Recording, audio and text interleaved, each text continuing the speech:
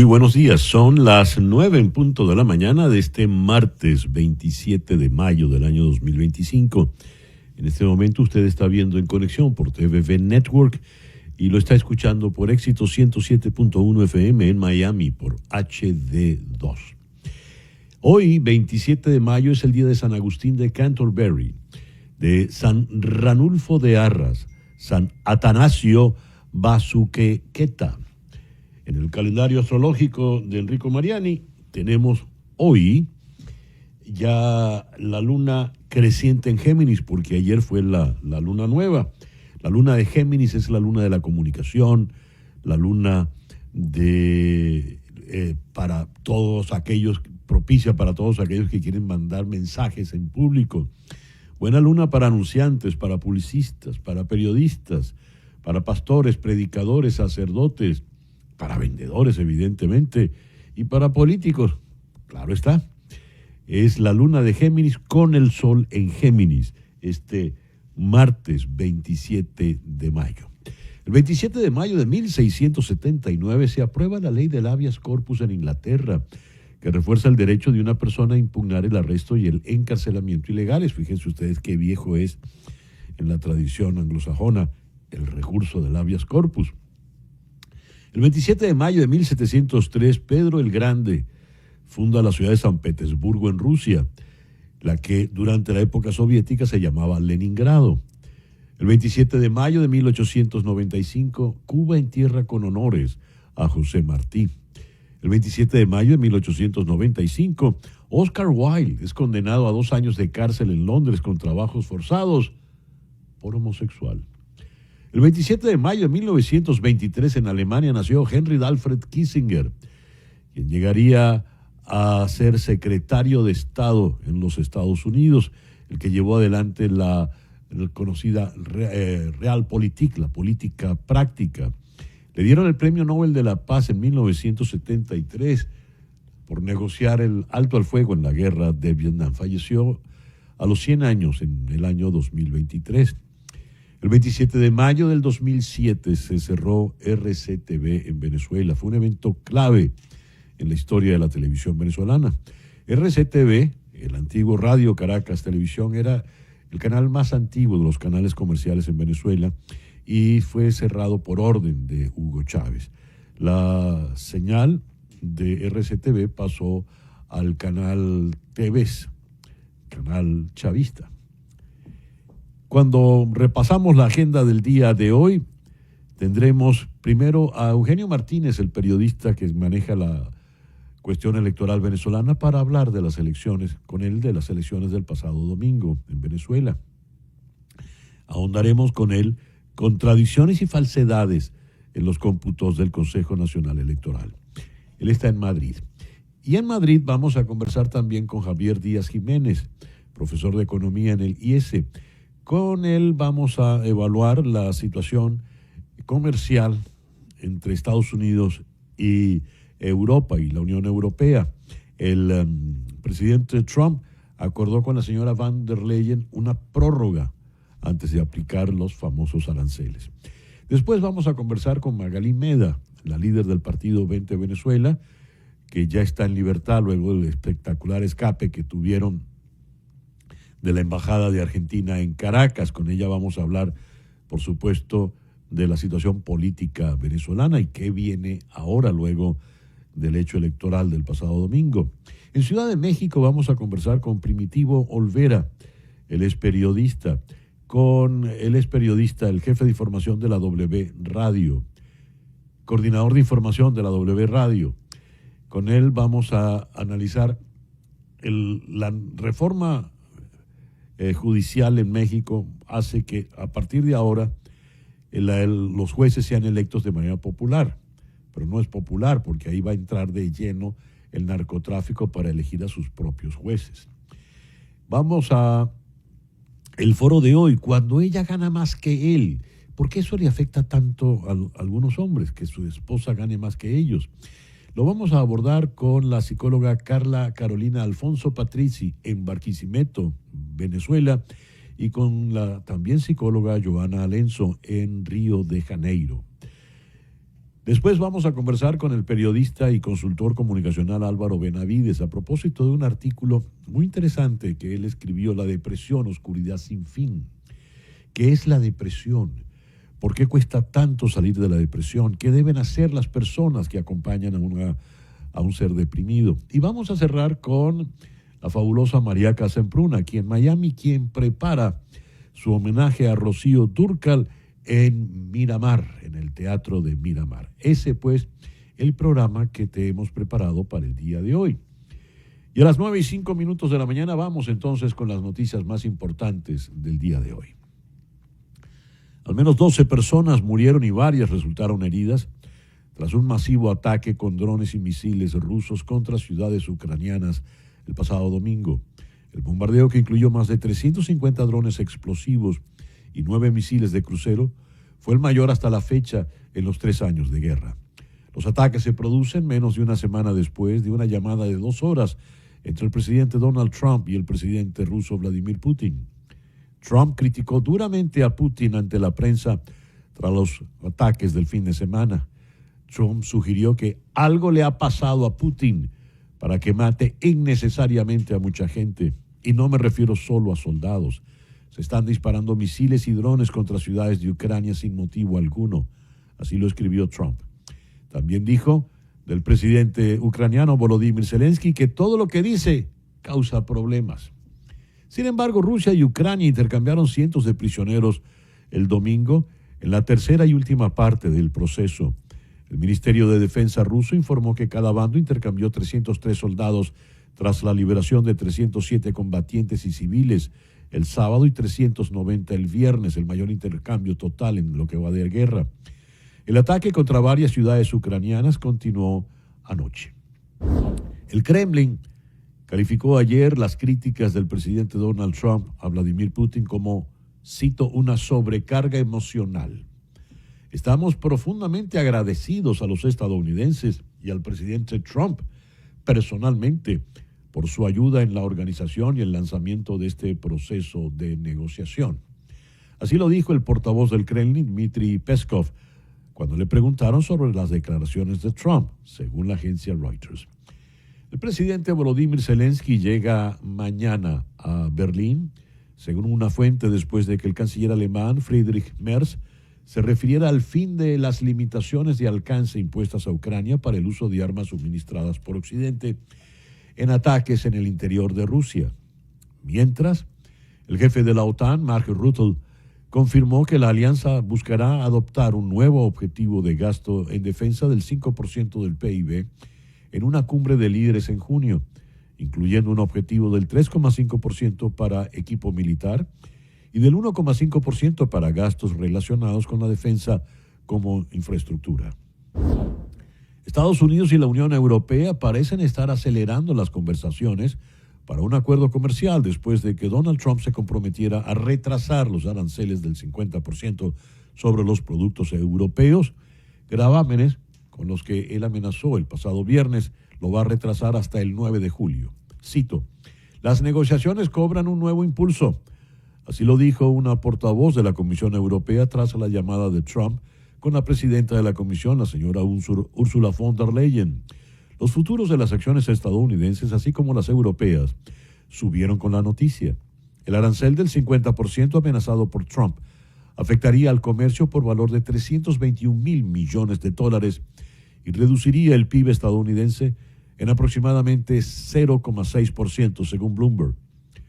Los debates sobre la estrategia comercial de Trump también dominan una reunión de países del sudeste asiático en Malasia que se preparan para afrontar los gravámenes de forma unificada.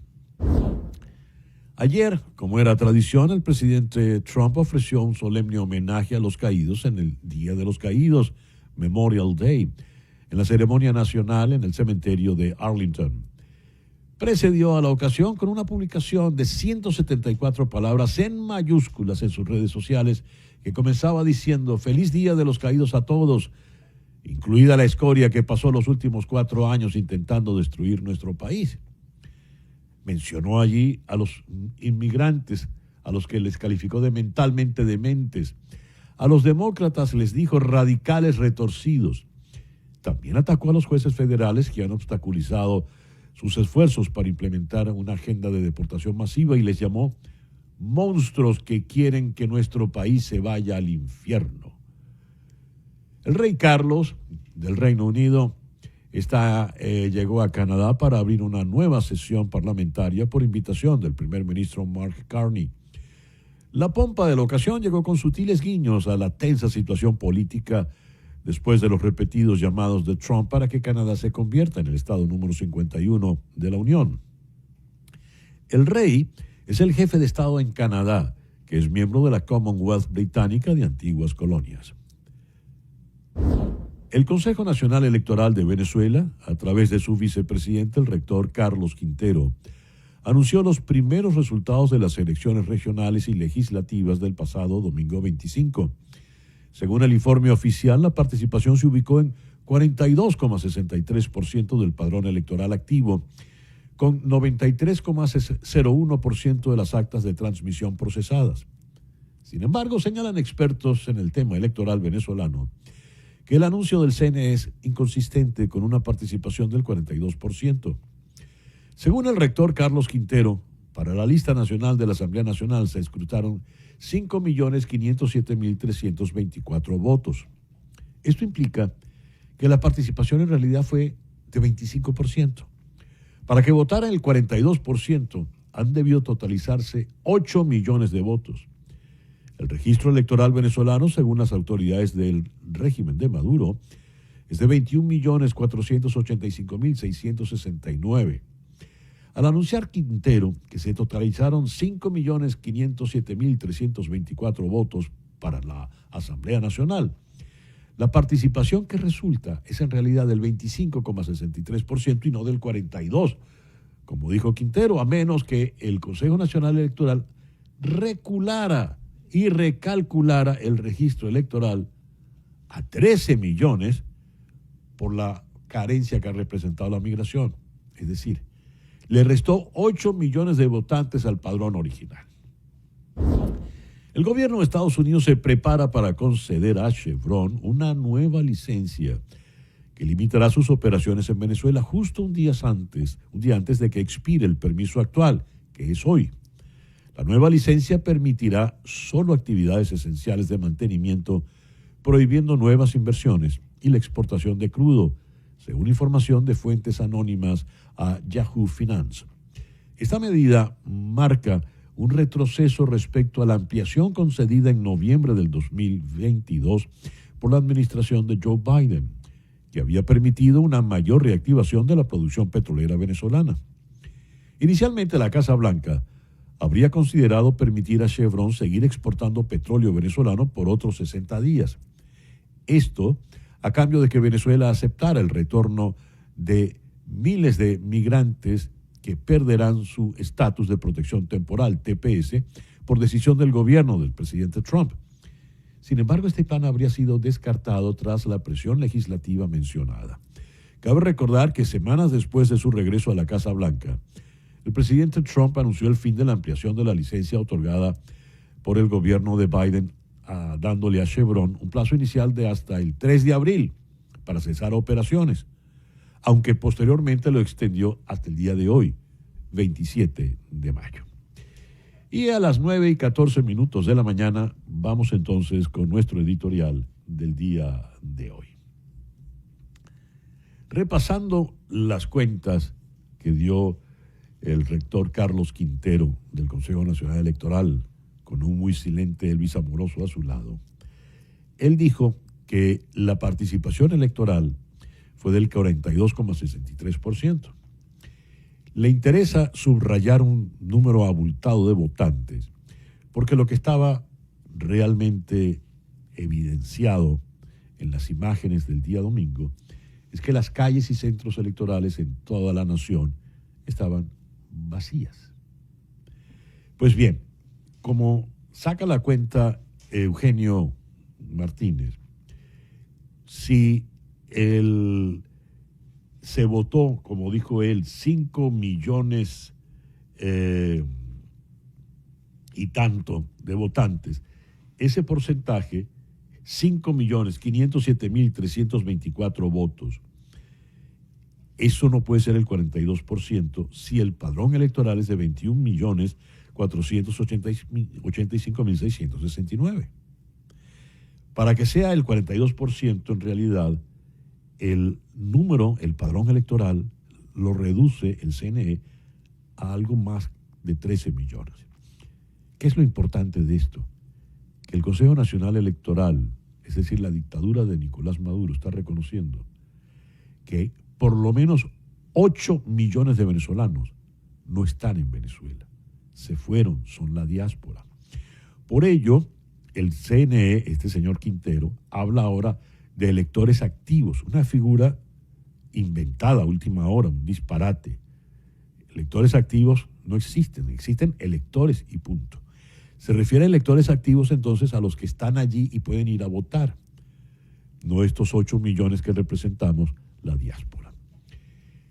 Esto es bueno resaltarlo porque la dictadura se ha enfrascado durante años en negar la diáspora, ahora la reconoce.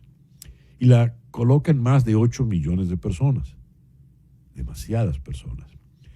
Ahora bien, ¿quién ganó en el día de ayer, el día domingo? Según la dictadura, ellos ganaron porque el mapa que se tiene ahora es en rojo. Pero si ganaron sin votación real, pues eso no es una victoria. Lo que llaman la oposición radical, es decir, la que lidera María Corina Machado, puede atribuirse también una victoria porque si ella llamó a la abstención, pues en efecto el venezolano se abstuvo, no fue a votar.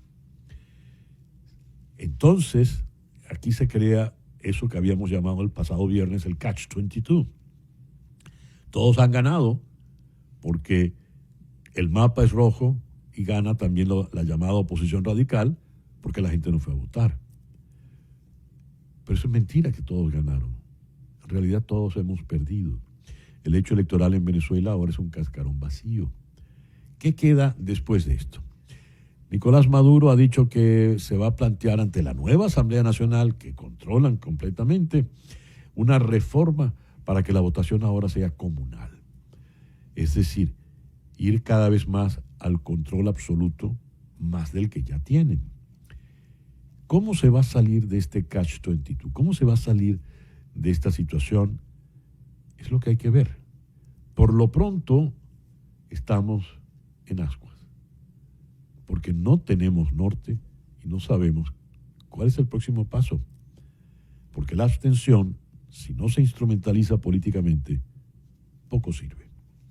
El reloj nos indica que son las 9:18 de la mañana. Y ahora te quiero invitar a que anotes este número telefónico. 305-468-0044.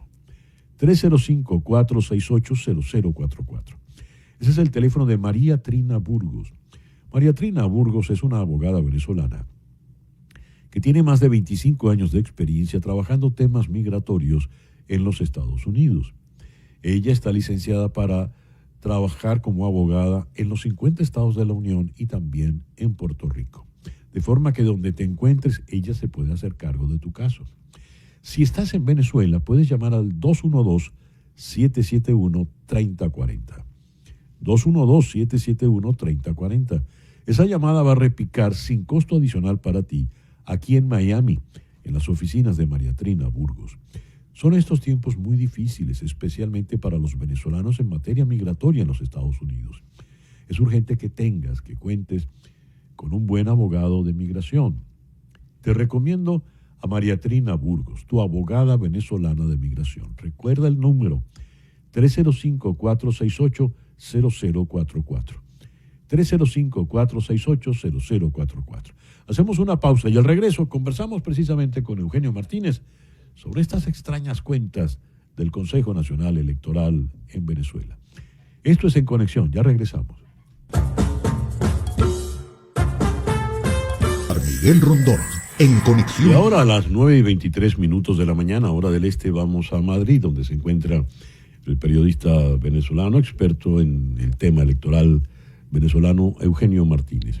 Eugenio, muy buenos días. Muchas gracias por atendernos en el programa de hoy. Buenos días, César. Un gusto escucharte. Eugenio, vamos a entrar un poco en los números que dio oficialmente el Consejo Nacional Electoral por boca del rector Quintero. Has hecho observaciones sobre la verdad de esos números.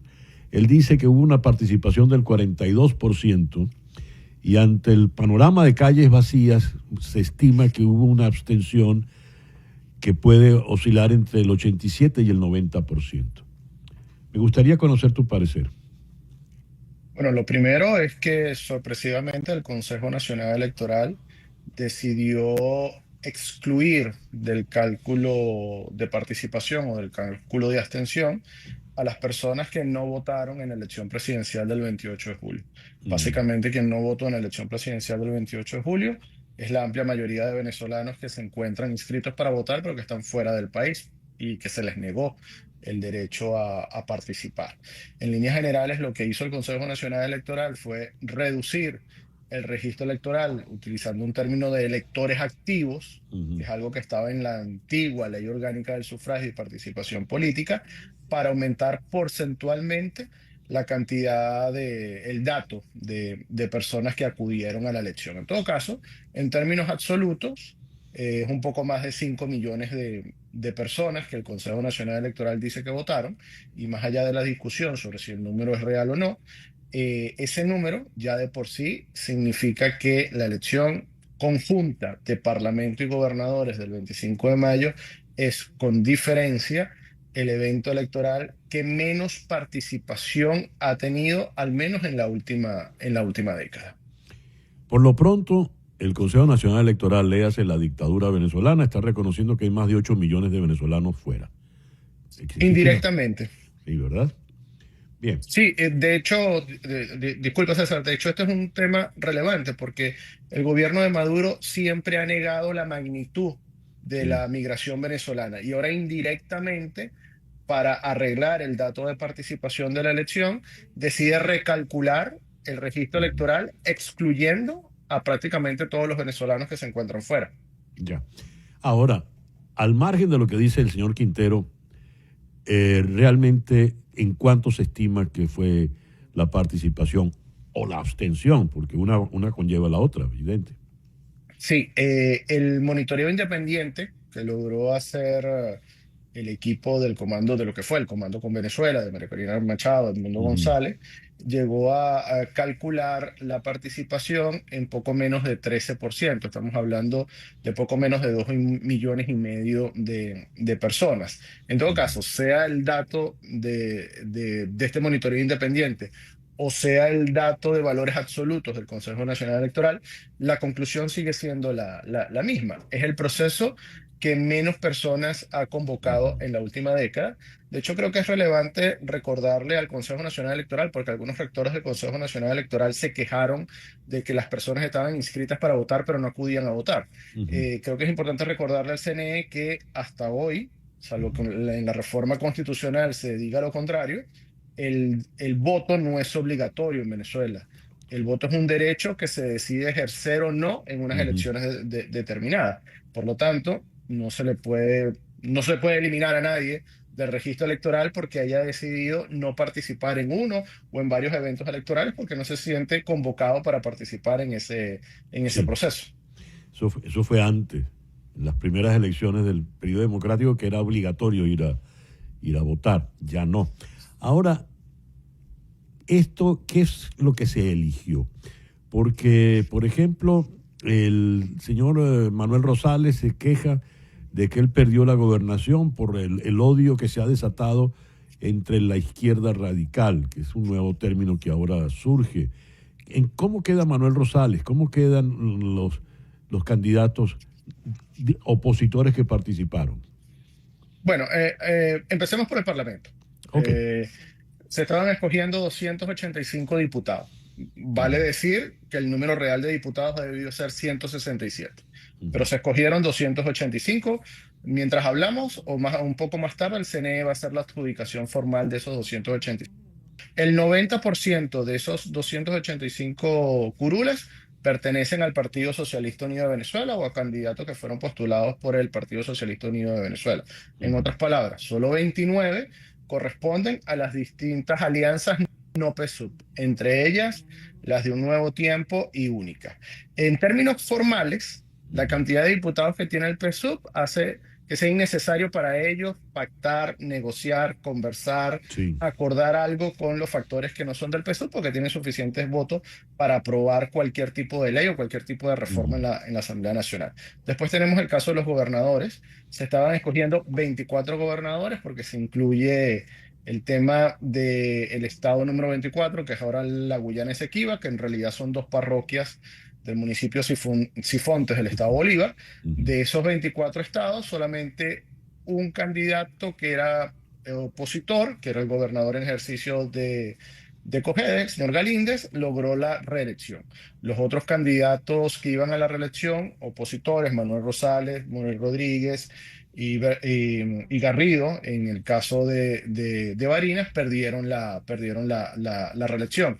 En líneas generales, porque el nivel de votación de quien pudiese ser opositor e independiente para apoyarlos en sus estados fue insuficiente. La gente no se movió a votar y el Consejo Nacional Electoral tampoco tuvo que hacer eh, mucha maniobra Ujú. para que el mapa se vea completamente rojo. La maniobra se hizo simplemente en el caso del dato de participación. Ahora, ¿qué es lo que viene? Nicolás Maduro empezó a hablar ya de unas reformas que nos van a llevar a una suerte de elección comunal. ¿Qué es eso, Eugenio? Bueno, el Estado comunal es un viejo anhelo del chavismo y de ahora Ujú. del madurismo. Y cada vez que, especialmente desde que Maduro llegó al poder, ha visto amenazadas el respaldo popular, la carta bajo la manga es hablar de democracia comunal y de modificar toda la estructura política o administrativa del país para convertir los 24 estados, los 336 municipios y las 1.136 parroquias que tiene el país en 6.000 circuitos comunales. Básicamente lo que aspira Maduro con la reforma constitucional, más allá de cambiar el Ujú. modelo socioproductivo en la Constitución e incluir otros conceptos, otros términos de propiedad diferentes a la propiedad privada, como la propiedad comunal o la propiedad mixta y la propiedad social, es tener procesos electorales de segundo grado donde esas 6.000 comunas, esos 6.000 circuitos comunales escogen comunas. Esas comunas o los integrantes de esas comunas escogen parlamentos comunales, los parlamentos comunales escogen un gran parlamento nacional y el parlamento nacional termina designando al que es el jefe del Estado. Es el próximo paso Ujú. presumible dentro de esta reforma constitucional que sorpresivamente no se va a hacer este año como se había anunciado o se había previsto, sino que Maduro ha dicho que lo va a dejar para una discusión en la próxima Asamblea Nacional entre los diputados del PSUV y los 29 diputados no PSUV que van a integrar ese parlamento. Siendo así, estas serían las últimas elecciones vividas según los viejos criterios constitucionales, Eugenio. Bueno, las últimas elecciones realmente las de la elección presidencial del 28 de Ujú. julio. Ujú. Lo que se vio el 25 de mayo es una deriva de todos los vicios, omisiones de la elección presidencial del 28 de mayo, del 28 de julio, perdón. Todavía faltaría la elección de gobernador, de alcaldes, de 335 Ujú. alcaldes, que probablemente se haga a final de año.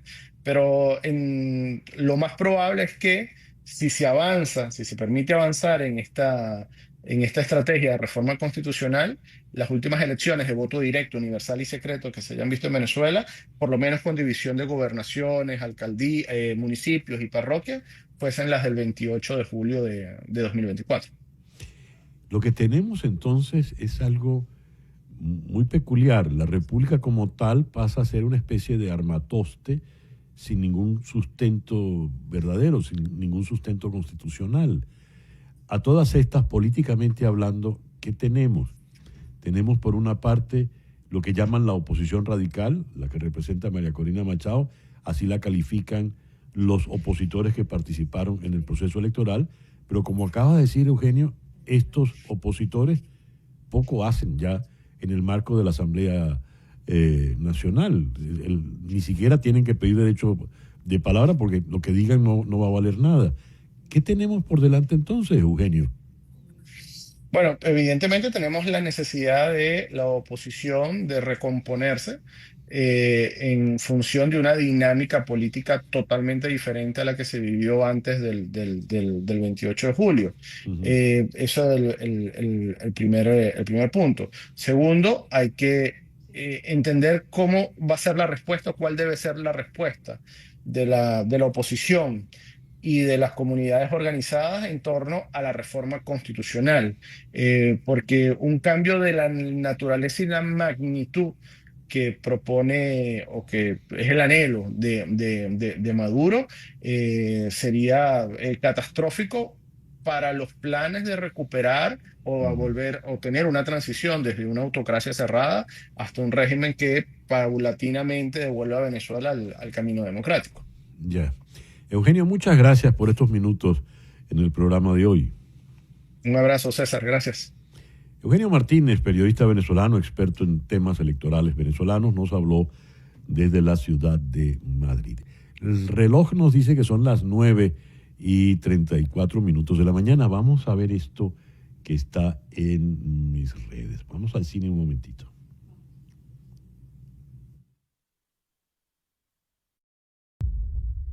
No sé si es la Blancanieves de estos tiempos woke, pero no es la Blancanieves, definitivamente, del dibujo animado original de los estudios Disney. La nueva película, también producida por los estudios Disney, pero ahora con actores, es una película que ha levantado mucha polémica. Y la ha levantado no precisamente por la película, sino... Bien, hablando del inquilino en la Casa Blanca, ha tenido una llamada muy cordial con la señora Ursula von der Leyen y ha quedado que se extiende hasta el 9 de julio la implementación del 50% de aranceles. A ver, ¿qué se hablaría allí y qué puede hacer la Unión Europea de aquí al 9 de julio? Vamos a Madrid, donde está Javier Díaz Jiménez, quien es profesor de economía en el IES Business School de Madrid. Javier, muy buenos días, muy buenas tardes allá al otro lado del océano. Gracias por atendernos. Hola, buenos días, buenas tardes a todos.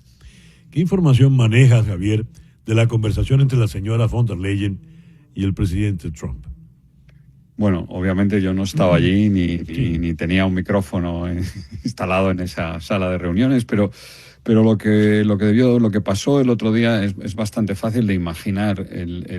Todas las guerras comerciales evolucionan de la misma manera. Alguien, en este caso Donald Trump, anuncia un arancel. A partir de ahí hay represalias, amenazas cruzadas y negociaciones. Y estamos viendo pues un episodio más en el que Donald Trump, posiblemente pues, preocupado o despechado quizás por la marcha lenta de las negociaciones, pues ha redoblado la apuesta, ha subido el envite, había dicho que el 50% el 1 de junio y ahora ha quedado retrasado hasta el 9 de julio, que es la fecha donde vence la moratoria de 90 días que con generalidad ha concedido a todo el mundo después del Día de la Liberación, del célebre Día de la Liberación del 12 de abril.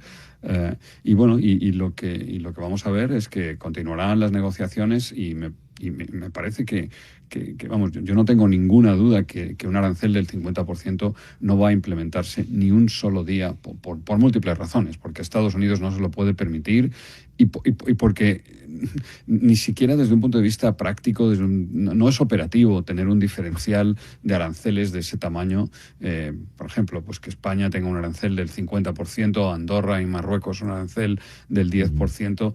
Es absurdo, la desviación de comercio será absoluta y es muy difícil de implementar, como te digo, un arancel diferencial. Pareciera que forma parte del estilo del señor Trump a la hora de negociar, es lo que dicen. Uno lo puede ver como que estuviese negociando en el mercado de Estambul, ¿verdad? Donde el arte es el regatear, se comienza por una cifra exorbitante y después se termina bajando a una insignificante. ¿Es eso realmente lo que está llevando adelante el señor Trump, visto esto en el mundo del comercio mundial? Mira, puede que Donald Trump se confunda y piense que un país es una empresa y que un país más complicada, pero una empresa al fin y al cabo, y que este tipo de negociaciones propias del mercado turco o de un mercado persa pues conducen a algo positivo y cuando no es el caso, ¿no? O sea, un país no es una empresa. El presidente Trump puede firmar todos los edictos presidenciales que quiera, pero no va a cambiar la teoría económica, no va a cambiar el hecho de que las guerras comerciales son un juego de suma negativa y el libre comercio es un juego de suma positiva y que no va a conseguir de ninguna de las maneras hacer América grande otra vez si ese es el objetivo declarado. No hay más que verle el logo de sus gorras, ¿no? Pero no lo va a conseguir de esta manera. Entonces, bueno, pues vamos a asistir a estas rondas de aranceles. Eventualmente, antes de fin de año, probablemente se habrá terminado. Mi apuesta hoy sigue siendo que habrá un arancel general del 10% y puede que ni siquiera eso. Y habrá excepciones porque Donald Trump negocia, es un negociador, va a seguir negociando y al final pues los aranceles efectivos que quedarán en vigor pues van a ser, desde luego, no superiores a esa cifra, ¿no? En mi manera de entender las cosas, ¿no? Y ojalá no me equivoque esta vez, ¿no? Se asume, Javier, que cuando el presidente Trump considera que un país es una empresa, y él conoce de empresas, quizá no de país, él está partiendo de la base de lo que dicen muchos de sus seguidores, de lo que se llama el fracaso de la globalización, y hay que volver a fortalecer los mercados internos. Le impone un arancel a Apple para que construya sus teléfonos en Estados Unidos, como si el teléfono de Apple no fuese un teléfono de Estados Unidos, de un producto estadounidense. ¿Qué es en realidad entonces un país, según la mirada del presidente Trump, y qué es en la realidad? En la realidad, según la mirada de este macroeconomista, un país es la suma de sus hogares, de sus hogares residentes, de sus empresas residentes y de sus administraciones públicas. Y un país va bien cuando los hogares, las empresas y las administraciones públicas cumplen sus objetivos, ¿no? Y Donald Trump, pues no sé muy bien qué es lo que él piensa que es un país, qué es lo que él piensa que es Estados Unidos, ¿no? Al final, un país es lo que te he dicho y hay checks y hay, ¿no?, unbalances, hay contrapesos y controles y el ciudadano de Estados Unidos, las familias estadounidenses, las empresas estadounidenses, pues en algún momento se darán cuenta que este camino les empobrece, ¿no? Y como les empobrece, pues lo razonable es que termine dando marcha atrás, ¿no? Que no continúe por este camino. A ver, cuando la señora von der Leyen habla con él y se sienta en la mesa de negociaciones, ¿cuáles son sus herramientas realmente?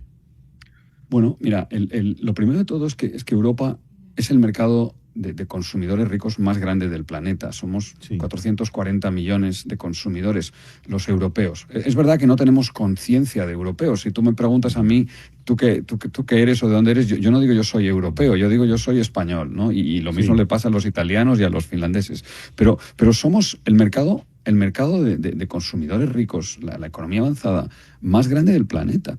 Y ya está, y integrada, no estamos integrados del todo, todavía quedan muchas barreras internas al comercio en la eurozona, en la eurozona y en la Unión Europea, pero esa es la fuerza que tiene, la Unión Europea, ¿no? Y si Estados Unidos se quiere aislar, pues está en su perfecto derecho a hacerlo, es una mala decisión, va a terminar empobreciendo a Estados Unidos, pero Europa puede buscarse otros clientes y otros proveedores, y eso es lo que va a hacer, y eso es lo que...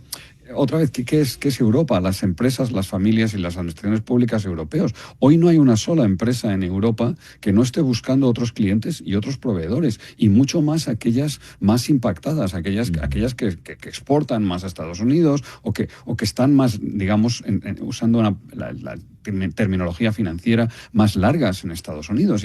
Y el mal ya está hecho, porque lo que ha demostrado Donald Trump es que Estados Unidos no es de fiar, o no es tan de fiar como pensábamos que iba a serlo. Y entonces, pues todo el mundo intenta reducir su exposición a Estados Unidos. Y está pasando en los mercados financieros y está pasando en la economía real, ¿no? Que los inversores están muy largos en deuda pública a Estados Unidos, pues van a cortar sus posiciones. Y en las cadenas de valor exactamente lo mismo. Y si una empresa tiene muchos clientes o dedica una parte muy importante de su producción a exportarla a Estados Unidos, tiene demasiado riesgo, y independientemente de cómo termine esto. Y se va a buscar otras alternativas, otros mercados alternativos.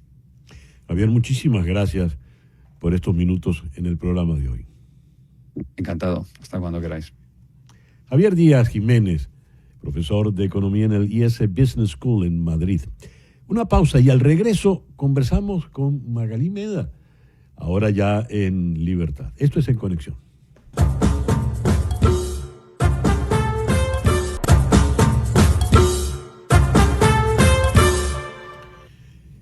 9:49 de la mañana, Capicúa. Vamos ahora a conversar con Magalí Meda. Magalí es, digamos, la segunda de a bordo en el partido 20 Venezuela después de María Corina Machado. Fue su jefa de campaña, es la líder natural, jefa de operaciones. En realidad, pues es el motor, yo creo, la locomotora detrás de todo ese movimiento. Magalí, muy buenos días. No tienes idea de la alegría que me da poderte saludar ya en libertad y no se te nota en la cara la sonrisa. Estás preciosa, de verdad, valga el piropo. Qué lindo. Gracias, César. Gracias por la invitación y por supuesto, hacer esto desde la libertad es un milagro, honestamente. ¿Cómo te sientes?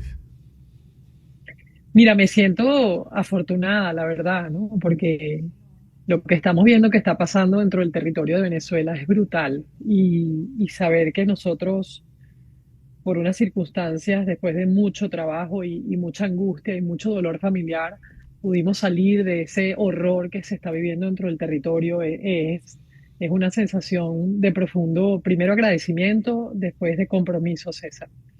Creo que los venezolanos debemos reflexionar muchísimo sobre el valor de la libertad, pero también una conciencia brutal sobre lo que tenemos que hacer para contribuir a que no solamente el país, que es lo principal, sino además esas vidas que están ahí secuestradas y sus familias, porque cuando se llevan a un ciudadano, un ser humano, se llevan a toda la familia con él. Entonces yo me siento, eh, digamos, agradecida, pero muy comprometida con la causa de Venezuela y con lo que tiene que pasar, con lo que tiene que pasar en el país, que no es otra cosa que regresar a su senda democrática y salir de esta tragedia.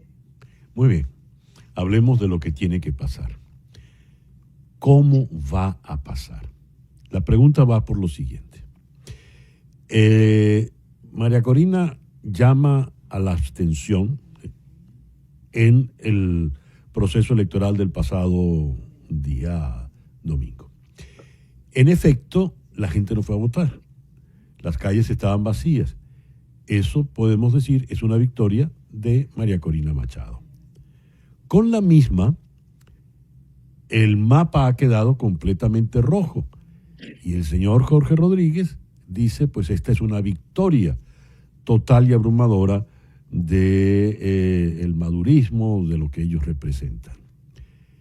¿En realidad ha ganado alguno o hemos perdido todos? Es mi primera pregunta. Bueno, yo lo primero que te plantearía, César, a ti y a la audiencia, es que eso no es una abstención, eso no era un proceso electoral. O sea, es que es difícil, cuando te sales del marco criminal, es muy difícil realmente llevar una conversación lógica. El 28 de julio se llevó adelante un proceso, ese proceso arrasó 70-30, Edmundo González Urrutia, presidente de la República, y a partir de ahí simplemente no se reconoció eso y todo a lo que el régimen nombre, ponga, haga, es ilegal. O sea, yo me robo tu carro y entonces yo empiezo a prestar un servicio y me voy con el carro y lo alquilo o sea, cuando te vengan a quitar el carro, tú no vas a poder narrarlo de adelante, tienes que narrar que el carro fue robado. Ujú. Entonces, y todo lo que se hizo con ese carro, por eso es que uno cuando le roban un documento, un vehículo, no tiene que ir a denunciarlo, porque si no lo denuncias, todo lo que pase con ese vehículo es responsabilidad del propietario. Bueno, eso fue lo que nos hicieron a los venezolanos. Nos robaron el proceso del 28 de julio a través de un estado criminal, se quedó Ujú. por la fuerza en el poder y no desde ahorita, desde hace muchos meses y ya vamos más de un año, y además todo lo de hacia atrás ha venido literalmente secuestrando a todo el que se oponga. Magalí, estás de nuevo con nosotros. Continúa, por Estoy aquí. favor.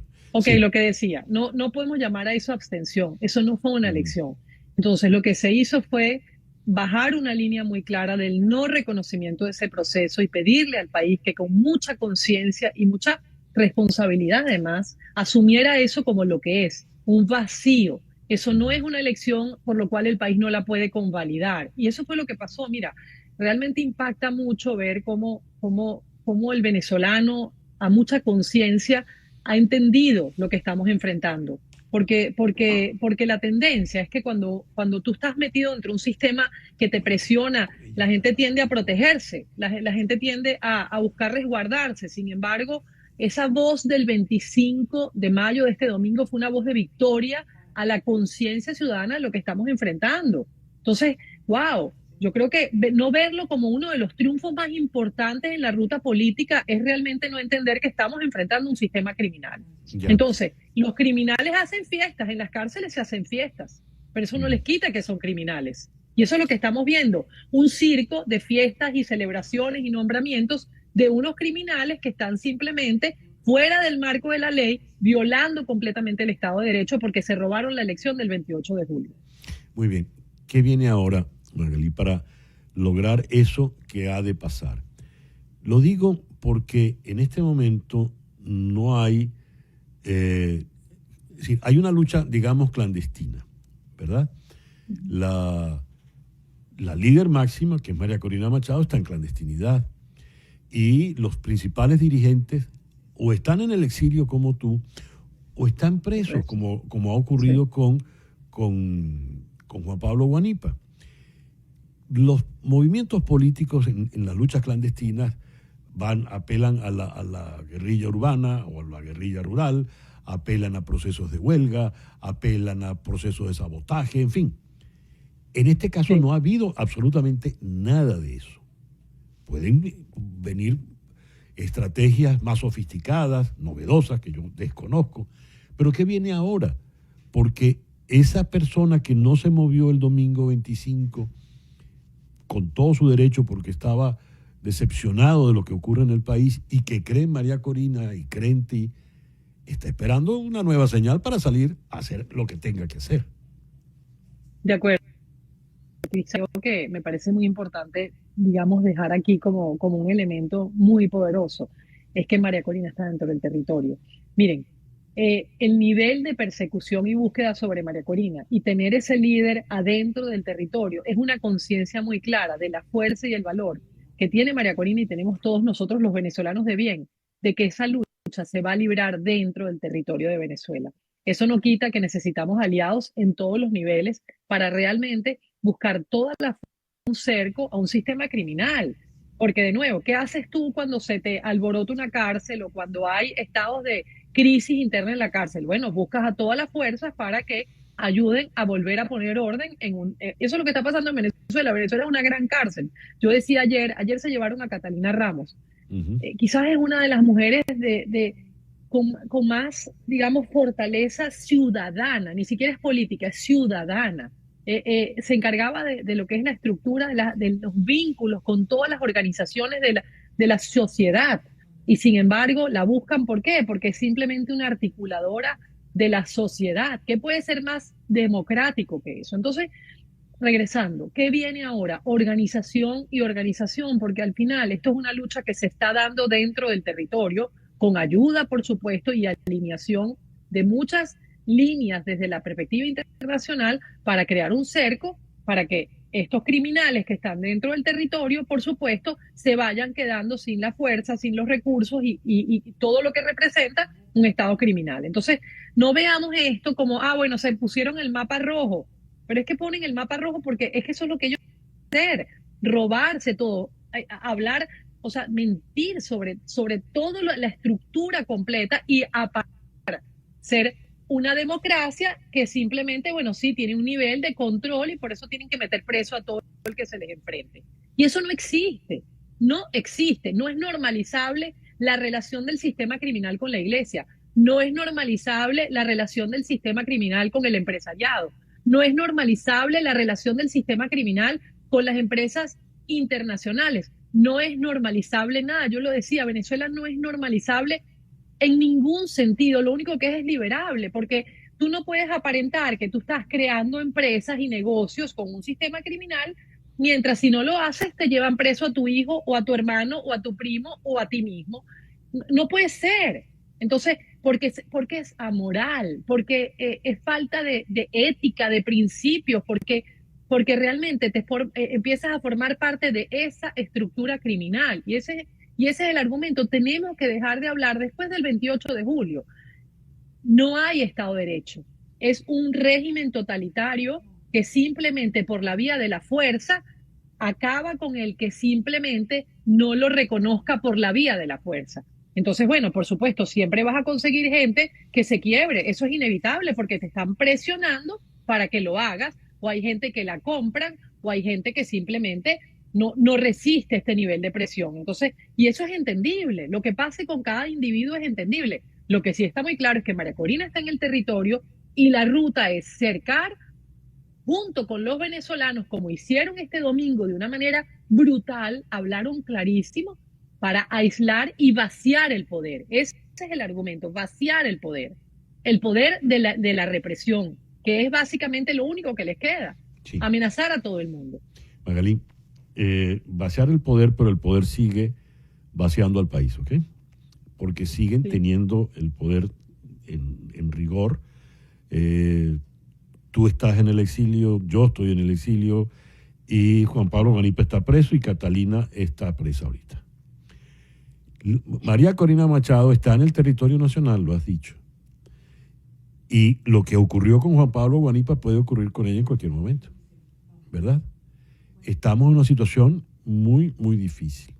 Ante esa situación tan difícil, no me podrás decir las estrategias a seguir, porque, en fin, si estamos hablando de una lucha contra una dictadura criminal, no vas a actuar como si estuviéramos hablando de las elecciones en Suecia, ¿verdad?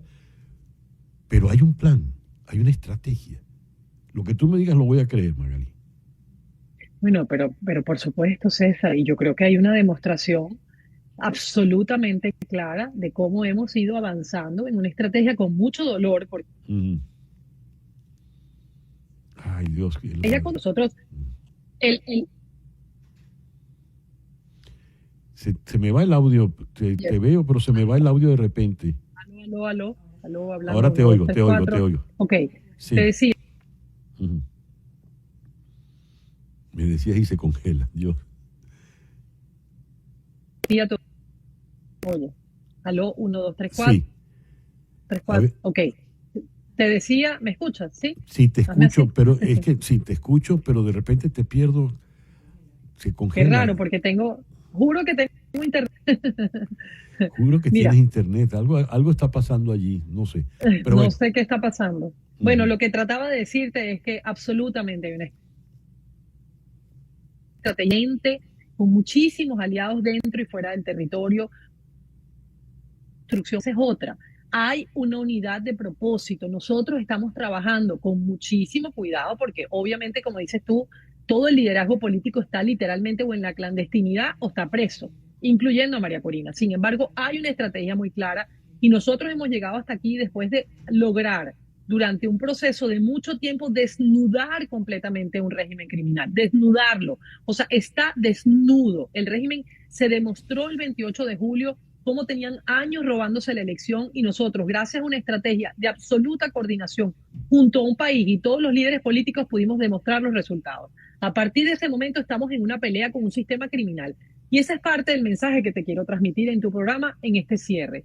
Hay que asumir, y yo sé que la gente se frustra, todos nos frustramos porque esto ha debido pasar hace mucho tiempo, César, hace mucho tiempo, pero hay que asumir que nos declararon la guerra a los venezolanos y estamos lidiando con un sistema criminal Y nosotros sí somos pacíficos. Los venezolanos no somos gente de salir armada a dispararle a nadie. Lo que tiene que pasar es una transición en paz, sin un disparo, una transición en paz en donde al señor Maduro, al señor Diosdado, al señor Jorge Rodríguez, al señor Tarek William Saab y a todo el entorno de esas personas que están al control del poder bajo la vía de la fuerza, se les diga: llegaron hasta aquí, porque no los vamos a seguir apoyando. Es decir, quienes tienen la fuerza les tienen que trazar la raya roja, decirles no más, porque tienen a todo un país, y para eso fue que se demostró el domingo que están solos.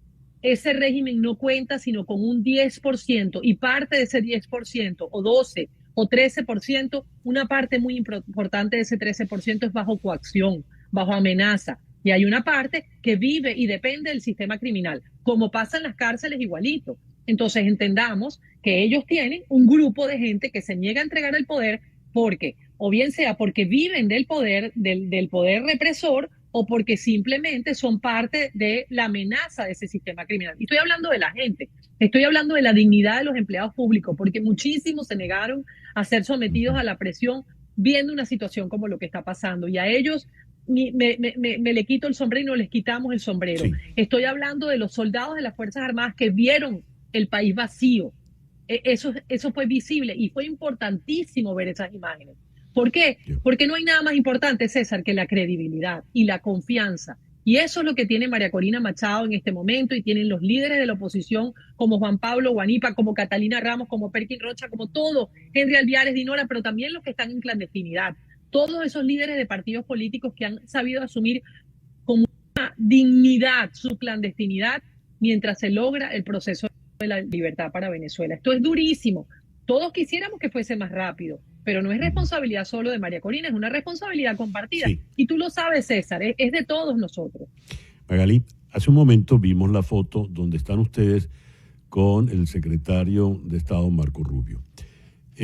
Al pocas horas de conocerse que ya ustedes no estaban en la embajada, Marco Rubio habló del éxito de una operación de rescate, con lo cual uno presume que la salida de ustedes contó con el apoyo, la colaboración, la participación, no lo sé, de el gobierno de los Estados Unidos. No te voy a hacer ninguna pregunta de cómo fue que ustedes salieron, porque eso no tiene sentido hasta que no haya plena libertad en Venezuela. Pero eso es una razón más para procurarlo, porque yo estoy muy curioso de saber cómo fue, ¿verdad? Ahora, lo que voy es a lo siguiente. María Corina habló en el foro en Madrid de la alianza de las Fuerzas Democráticas de Venezuela con el actual gobierno de los Estados Unidos. Y el trato que ustedes han tenido es importante. Pero ese mismo gobierno es el que tiene una campaña terrible contra los venezolanos aquí en Estados Unidos, que son acosados. Nelly Pujols, nuestra muy querida comediante, llegó a comparar, dijo, esto es como estar en la embajada argentina, pero en inglés, en el territorio americano. ¿Han tocado ustedes el tema de los venezolanos con el secretario de Estado, Marco Rubio? Magalí. Mira, César, yo te digo, no es fácil la política interna de los Estados Unidos y todo este proceso del presidente Trump sobre la migración es una política interna de los Estados Unidos. Nosotros, como obviamente líderes de una causa que es proteger a Venezuela y a los venezolanos, absolutamente hemos tocado, por supuesto, el tema de cada venezolano que está viviendo una situación que emigró por, obviamente, la situación terrible que se vive en Venezuela desde hace años. Prioritario, absolutamente prioritario, pero nada de lo que nosotros hagamos pasa, o sea, más allá de la solución real, es que Venezuela sea libre y a eso estamos abocados. Nosotros entendemos perfectamente no solamente eso, o sea, empecemos por las cárceles, o sea, es la libertad de miles de familias que han quedado secuestradas, es la tranquilidad de miles de venezolanos que están en Estados Unidos y están alrededor del mundo, de poder tener serenidad donde están, para no tener, pues sería completamente absurdo tener que regresar a un país en la situación como la que estamos viviendo en Venezuela. Yo lo comparaba ayer con los campos de concentración. Venezuela se está convirtiendo en un campo de concentración, y cómo vamos a llevar a los venezolanos que están exiliados a ese territorio. Eso no tiene sentido. Entonces estamos dando las luchas en varios frentes, y ese es un frente también, definitivamente. O sea, sería absurdo que no fuera así. Entonces, para nosotros es tan sencillo como que la prioridad es, por supuesto, la libertad de una nación, y creo que a eso me refería cuando te decía que María Corina está Sí. dentro del territorio, pero bueno, no es fácil porque son agendas, incluso dentro de el propio gobierno de Estados Unidos hay visiones encontradas. Ujú. Para nosotros es muy importante que la visión que prevalezca es que el sistema del régimen es un sistema criminal que es un peligro para la región. Y en eso estamos, y en eso hay una claridad absoluta por parte del secretario de Estado, Marcos Rubio, y así lo conversamos en una larga conversación, profunda conversación sobre la situación de Venezuela y sobre, obviamente, la situación de los venezolanos dentro y fuera del territorio, César. Magalí, te agradezco inmensamente todos estos minutos que nos has regalado en el programa de hoy. Muchas gracias. Gracias a ti. No, gracias a ti y a toda tu audiencia. Magalí Meda, líder del partido 20 Venezuela, ya en libertad. 10:10 de la mañana, una pequeña pausa y ya regresamos con nuestro foro de hoy. ¿Por qué a ellos les incomoda tanto o les molesta que ella gane más?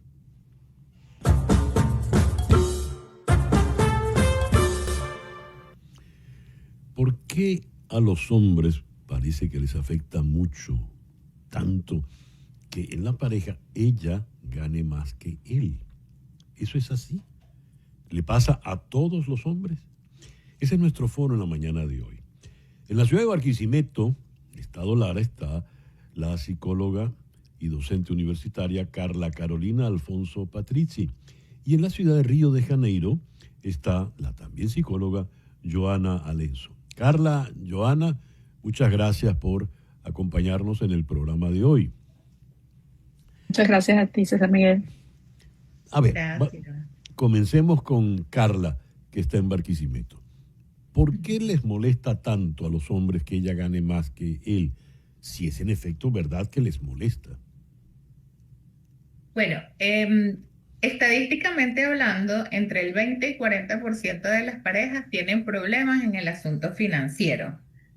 Porque el dinero, hay un psicólogo pastor aquí en la ciudad de Barquisimeto que se llama Álvaro Rea, dice, ahora amamos el dinero y ponemos a las relaciones y a las personas en un segundo plano. Entonces, cuando el dinero se vuelve nuestra identidad, afecta las relaciones interpersonales. Entonces, el tema es que estamos desproporcionando la importancia del dinero. Y bueno, no es secreto para nadie que actualmente las parejas lo que hacen es convivir juntos, compartir gastos. Entonces, cuando lo vemos solo en ese plano superficial, y no vemos que la pareja son principios, amor, respeto, esfuerzo, estar juntos, un nosotros, y solo lo que evaluamos es lo que yo aporto y lo que el otro aporta, entonces el tema de compararnos, que él gana más o que yo gano más, se vuelve una lucha de poderes. Y todo esto de los géneros, porque no se trata de género, se trata de que cuando el hombre gana más, también ejerce un poder sobre la mujer, y cuando tenemos relaciones homosexuales, el que ejerce más poder, por lo general, también tiene un tema de violencia financiera, se llama eso, ante la otra persona, indiferentemente del género. Joana, me gustaría ahora conocer tu opinión, por favor. Sí, bueno, para mí es un tema de paradigmas, ¿no? Tradicionalmente, los hombres siempre fueron quienes trabajaban, quienes traían el dinero a la casa, y las mujeres se quedaban en la casa criando a los hijos, cuidando. Esa era como la forma en la que se constituyó el sistema contemporáneo familiar. Y eso ha estado cambiando últimamente. El dinero está muy relacionado con el poder. Y entonces, evidentemente, si las mujeres estamos empezando a ganar más, es como si estuviésemos amenazando un poco la sensación de poder masculina, ¿no? Que no necesariamente tiene que ser así, pero cuando se mueve un paradigma como ese, evidentemente hay resistencia, y quien está teniendo que ceder termina un poco incómodo, ¿no? En esa posición. A ver, el detalle está en que, por ejemplo, según el paradigma, el hombre salía y era el proveedor, y la mujer se encargaba de manejar la casa, era la ama de casa, ¿verdad? Pero en los tiempos que corren, no solo la mujer se ha independizado y y tiene conocimientos y habilidades, sino que la vida está cada día más cara y por lo general no hay un proveedor único porque el dinero sencillamente no alcanza. Salen los dos a trabajar, pero es ella la que produce más. ¿Qué le pasa a él? Le pregunto a Carla.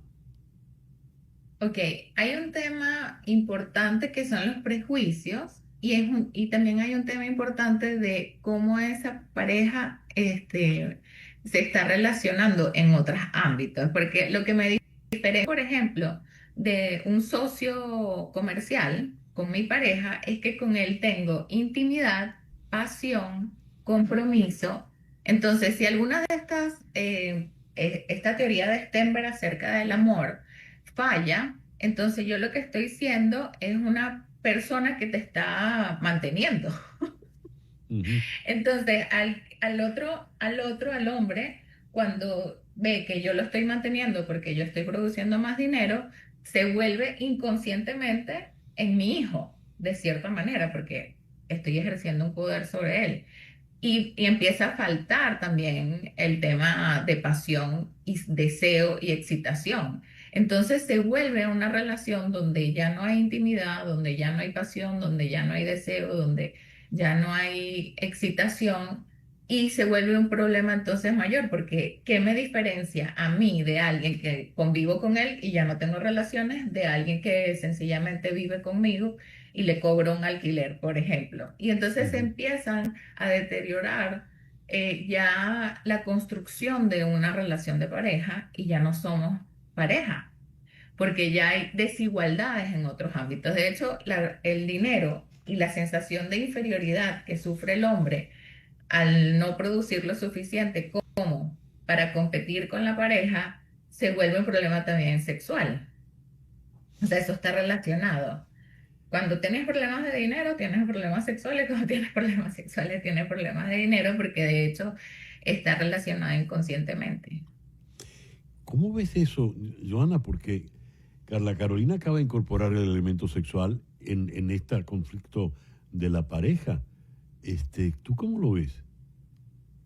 Sí, bueno, obviamente esto puede llegar a afectar la dinámica de la pareja en sí, cómo se siente el hombre, su autoestima, que es algo importantísimo para que él se sienta cómodo en su desempeño, también en la intimidad, ¿no? Yo no creo que sea tan absoluto, creo que realmente la forma en la que se está moviendo este nuevo paradigma de que las mujeres también pueden ser buenas de dinero y tener éxito en nuestras carreras profesionales, creo que muchas parejas se han ido acoplando y entendiéndolo y no creo que estemos condenados a tener problemas absolutos en la vida sexual por esta razón. No creo o sea, no quisiera que la gente de repente, las mujeres piensen, ay, no puedo entonces porque se va a acabar esta relación. Ujú.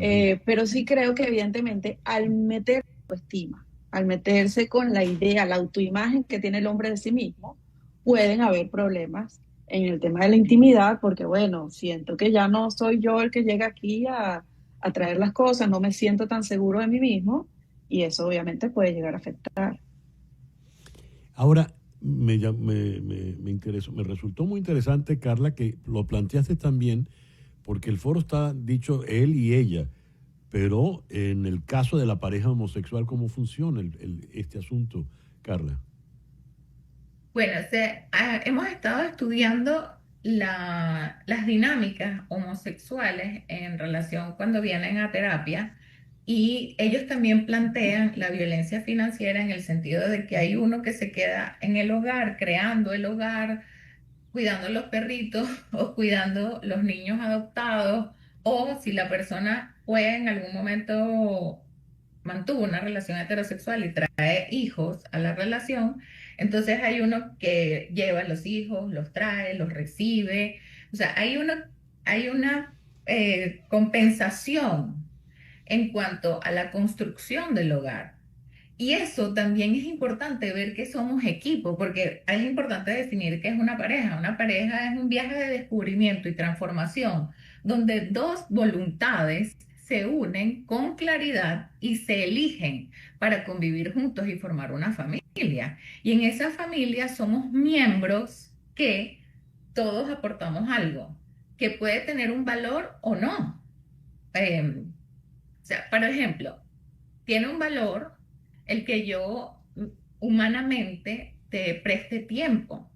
Ese costo de dinero tal vez no sea cuantificable, pero es un precio invaluable. Para todo lo demás existe Ujú. otras formas, pero lo que se puede pagar tiene un precio y lo que no se puede pagar tiene un valor. Ujú. Entonces, cuando las dos personas se unen para formar una familia, es importante que el valor que se le da al que yo esté en casa construyendo hogar, sea mujer o sea hombre, cuidando a los niños, los perritos, la casa, recibiéndote, estando para ti, dedicándote tiempo, todo eso tiene un valor.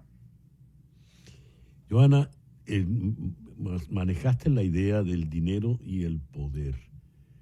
Y una pareja, por más amor que haya, siempre es una relación donde va a haber un ejercicio de poder, ¿verdad? ¿Cómo funciona esto y de qué manera el hecho del dinero va a quebrantar el bienestar de esa pareja? Incluso en parejas un poco más, vamos a llamarlas tradicionales, donde el hombre gana más, siempre es saludable que la pareja tenga una dinámica donde se pueda conversar acerca de los recursos, cómo los van a manejar, el dinero, lo que tú ganas se usa para esto, lo que yo gano se usa para esto otro. Esto Mm. independiente de si es la mujer o el hombre quien está ganando más. Es importante que justamente evitemos, porque se puede evitar, caer en esta dinámica que mencionaba Carla de la violencia económica, ¿no? Ujú. Siempre trabajándolo como una pareja que se comunica, que se organiza, que tiene un presupuesto, que tiene proyectos a futuro. De esta manera, nosotros podemos, de alguna manera, como horizontalizar un poquito más la relación y que independientemente de quién gana más, se vea como un aporte en conjunto para nuestros proyectos de pareja, para nuestros proyectos de vida, para nuestros hijos, y que en medida que haya bienestar económico en la familia, en la pareja, vamos a estar bien, independientemente de quién gana más o menos. ¿Cómo se ejerce esa violencia económica, Carla? Bueno, por ejemplo, en las leyes de violencia de género, Mm. la violencia económica es cuando yo te castigo, o sea, por ejemplo, yo soy la proveedora y yo te castigo de no pagarte tu seguro médico, de no suministrarte tus medicinas, si no me haces caso, si no cumples con mis expectativas de lo que debería ser un hombre, o lo que debería ser un papá, o lo que debería ser que tú ya no me representas porque ya no luces como lucías antes, o porque ya no me acompañas y ya no eres importante en los ámbitos sociales, porque está claro que el tener pareja es una proyección de éxito. Es decir, cuando alguien a mí me representa y yo visito y voy a eventos sociales con una pareja, se considera, eh, es un estereotipo y un paradigma de éxito. Mm. Es una materia que no, nadie nos da. Hay dos cosas importantes, la materia de la pareja y la materia financiera. Todos deberíamos tener un asesor financiero y todos deberíamos, cuando elegimos una pareja, llegar, establecer acuerdos, expectativas, porque el rol en la cabeza cambia. Por ejemplo, el solo hecho de que yo sea mamá o que el otro sea papá, el que seas mi pareja, porque, por ejemplo, yo puedo estar muchos años con alguien como un amigo o un colega, pero al momento de casarnos, se supone que como esposo deberías, o yo como esposa debería, y luego al hacerme mamá, él también tiene una expectativa de yo cómo debería ser como mamá.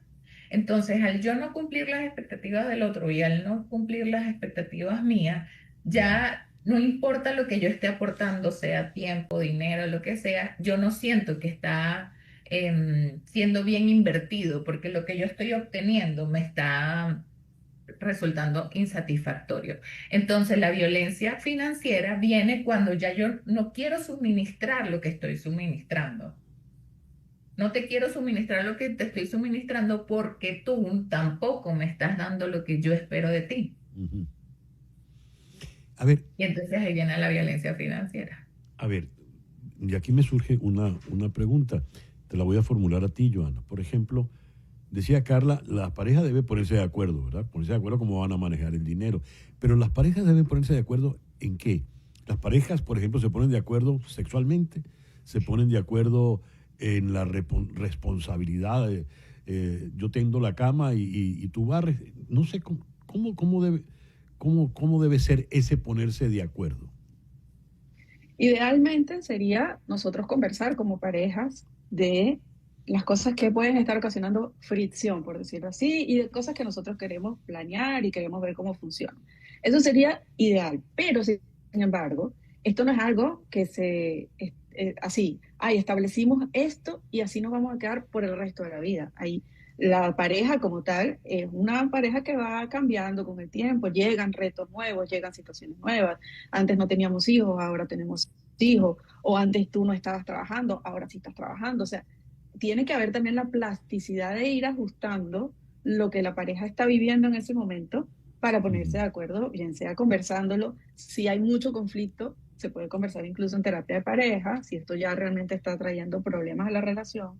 Pero lo que sí creo que es importante es que las parejas tengan como la plasticidad de entender en algún momento esto está funcionando para nosotros, pero no necesariamente tiene que funcionar de esa misma manera fija por siempre, porque hay diferentes etapas en la vida y la idea es que la pareja las vaya acompañando también, ¿no?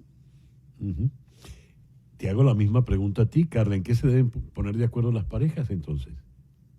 Bueno, si los problemas los ocasiona el tema financiero, ambos es importante decir, debe haber un fondo en común. Por ejemplo, estas personas que migran y hay que ponerse de acuerdo, bueno, vamos a alquilar algo que podamos pagar los dos, pero porcentualmente mis ingresos no puede ser exactamente la mitad, por ejemplo. Entonces, establecer esos acuerdos de las cosas de convivir juntos, lo que implica esos gastos en común y los gastos personales, los gastos míos y los gastos tuyos. Y tener un fondo como familia, como personas que convivimos juntas. Hay que ponerse de acuerdo también, por ejemplo, una de las cosas importantísimas es con qué frecuencia vamos a salir como pareja, una vez al mes, una vez cada 3 meses, cómo vamos a salir acompañados juntos con otras parejas y no necesariamente esperar a que tengamos conflictos de relaciones interpersonales.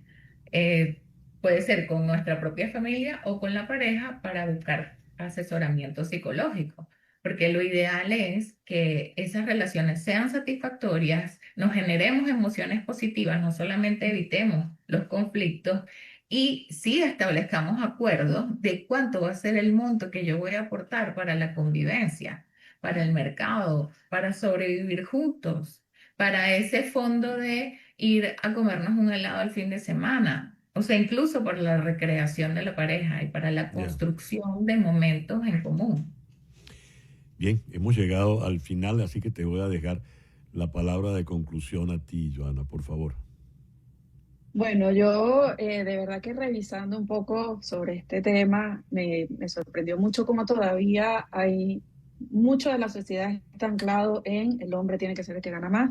Si una mujer osa juntarse con un hombre que gana menos que ella, él inmediatamente es calificado como un chulo o como decimos en Venezuela, ¿no? O como un vividor, alguien que se está aprovechando de esta mujer. Y realmente creo que bueno, poco a poco hay que ir adaptando el panorama y el paradigma de nosotros a un nuevo tiempo en el que ambas personas, ambos géneros tienen el derecho, la oportunidad y el espacio para crecer profesionalmente cuanto de, sin que esto sea casi que como una competencia entre parejas y yo vamos a ver si consigo más que mi esposa o si ella consigue más que yo, entonces me va a sentir un perdedor, o sea, como que poco a poco vamos a ir mudando esto. Creo que espacios como este, por ejemplo, donde se permite pensar un poco más en esto, ayudan a que las mujeres podamos seguir conquistando logros profesionalmente sin que los hombres se sientan amenazados por esto, ¿no? Muchísimas gracias a las dos por estos minutos en el programa de hoy. Joana Alenzo, gracias a ti. En Río de Janeiro, y Carla Carolina Alfonso Patrici en Barquisimeto, Estado Lara. Muchísimas gracias a las dos.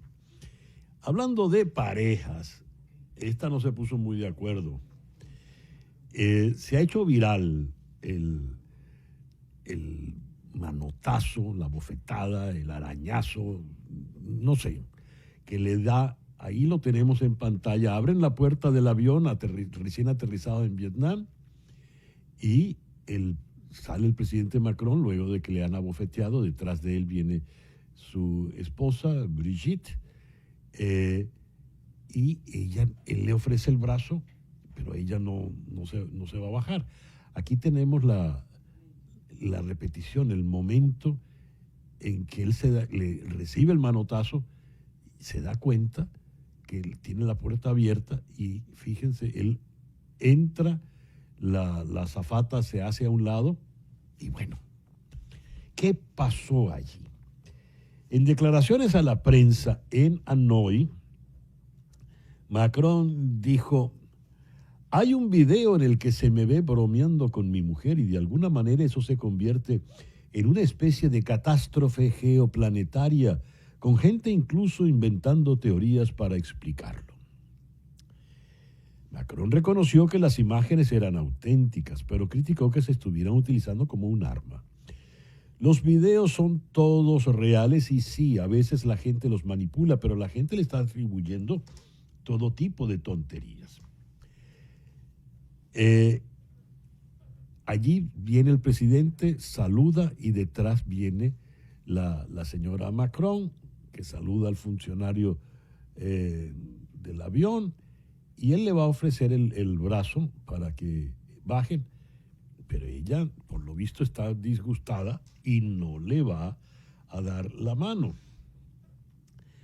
El Elíseo, el Palacio de Gobierno en París, negó el incidente en un primer momento. Luego le restó importancia.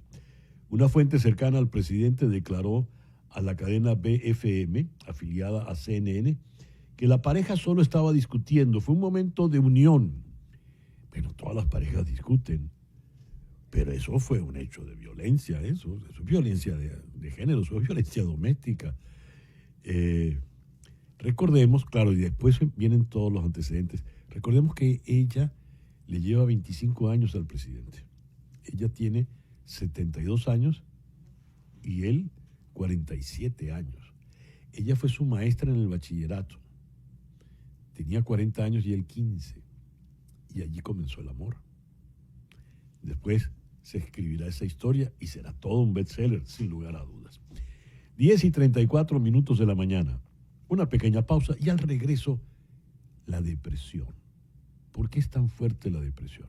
Vamos a hablar eso con el periodista Álvaro Benavides, que ha escrito un muy sesudo análisis sobre el tema. Ya regresamos en Conexión.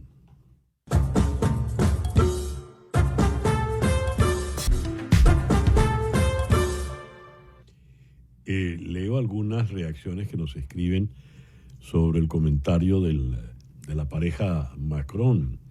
Escribe Rubén Arauno: se nos olvida que son seres humanos que tienen diferencias y, ¿por qué no, un malentendido?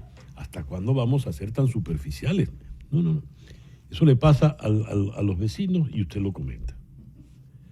El detalle es que le pasó al presidente de Francia con la primera dama bajándose de un avión en un video que vio todo el mundo.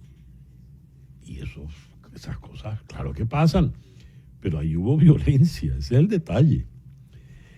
Escribe Chere Ramos: la señora se aprovechó del mayorazgo, bien feo le quedó. Ay, en fin, vamos a otro asunto. He leído con mucho interés un artículo que se publicó originalmente en el portal La Gran Aldea, y yo incluso me interesó tanto que lo incluí, lo publiqué en mi página, cesarmiguelrondon.com. El artículo trae el siguiente título: La depresión, oscuridad sin fin ni límites. Este artículo lo firma el periodista Álvaro Benavides Lagreca, un periodista de mucha experiencia. Para que tengan ustedes idea, fue maestro mío hace ya unos cuantos lustros, décadas, en la Escuela de Comunicación, en la Universidad Católica, profesor de Floralicia, su primer jefe en el diario El Nacional, y es consultor en comunicaciones. Vamos a conversar con él sobre su artículo. Álvaro, muchas gracias por atender nuestra invitación al programa en la mañana de hoy. Gracias a usted. Gracias a ustedes, César, muy gentiles como siempre.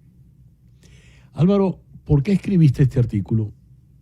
Bueno, yo lo escribí porque yo sufrí una depresión muy severa que man- mantuvo año y medio fuera del radar.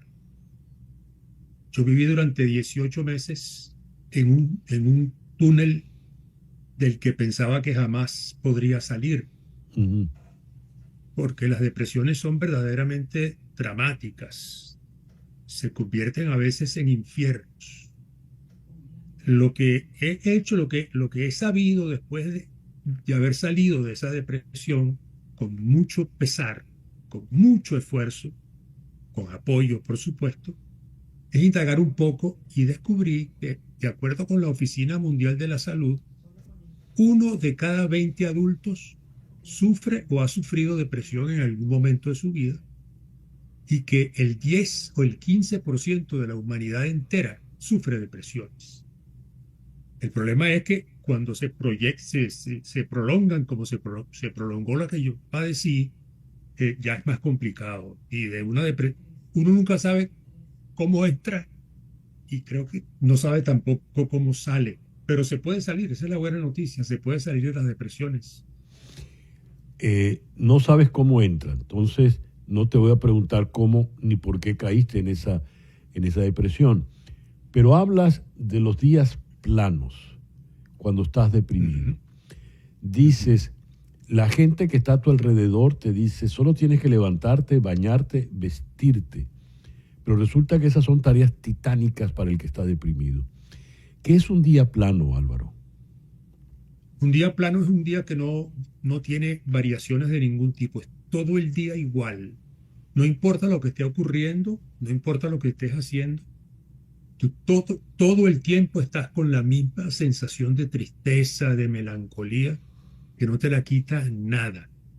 Y en tu alrededor, en el caso mío, mi esposa, bueno, trataba de darme ánimo, pero es que realmente eso no es posible. He entendido que esas cosas pasan por desequilibrios hormonales o químicos y los medicamentos ayudan a restablecer esas conexiones neuronales y por eso es que se puede salir de una depresión, pero no solo con medicamentos, César. Hay que hablar de esto y yo lo hablé mucho con un psicoanalista porque si no lo hablas no te lo sacas de adentro. Y como yo me lo saqué de adentro, además de sacármelo de adentro, lo escribí para verlo retratado en un papel. Y esas dos cosas me han ayudado notablemente a mantenerme fuera del estado depresivo. ¿Cuáles son las principales características que tiene la depresión? Porque la pregunta voy a esto, Álvaro. ¿Es siempre la misma intensidad de la depresión o comienza con un nivel y va creciendo? En el caso tuyo, hay que verle la cara a 18 meses de depresión. Suena a una eternidad. Una eternidad, César. Y para una persona en mi edad, que el tiempo vale cada vez más, pues es más penoso. Ahora, ¿por qué es plano y por qué dura tanto? Bueno, plano, creo haberte explicado, Sí. que es que no hay altibajo de ninguna manera. ¿Por qué dura tanto? Tampoco lo sé. Porque yo haciendo una introspección de mi pasado, recuerdo que yo hace muchos años, cuando yo vivía en Austria, padecí una depresión, pero me pasó en una semana y ya está, se acabó. Ahora no, ahora esto se instaló en mi mente, me llevó a un foso del que yo no podía salir. Y lo que es más grave, César, es que yo creo que el deprimido no quiere salir de ese estado. Es como una especie de masoquismo que gobierna tus deseos. Ahora, plano relativamente, porque hay momentos del día en que ya tú no estás deprimido. Por ejemplo, cuando te duermes porque te tomas una pastilla, porque si no tampoco duermes. Claro. Ahora, Álvaro, esta conversación a mí me resulta no solo muy interesante, sino creo que debe ser muy útil, porque por las estadísticas que comentaste al principio, muchas de las personas que nos están viendo y oyendo en este momento o están pasando por un cuadro semejante o pueden caer en un cuadro semejante o tienen a alguien, algún conocido que está en esto. A ver, si esas tareas, el simple levantarte, bañarte y vestirte son titánicas y la persona que te acompaña no entiende que para ti son titánicas, ¿Qué le dices al acompañante del deprimido? ¿Y qué le dices al deprimido? Bueno, el acompañante del deprimido vive el tormento casi que como el deprimido, porque en una pareja, caramba, la vida se comparte todo, así como compartimos todas las alegrías, también compartimos este tipo de cosas. Entonces, como mi esposa no está ni estuvo deprimida, ni ha estado deprimida, y espero que jamás en la vida esté deprimida, para ella era muy sencillo, es decir, bueno, párate, levántate, vístete y nos vamos para acá y almorzar en un restaurante.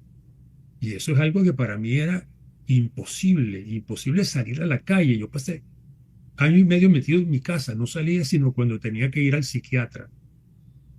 Solamente salía para citas médicas, exclusivamente. No quería que me visitara nadie, ninguno de mis amigos, y mira que yo tengo amigos.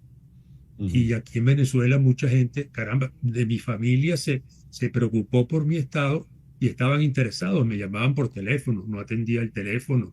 Tú mismo me llamaste en una oportunidad, yo sé que me llamaste y no te atendí porque yo no estaba en condiciones de hablar.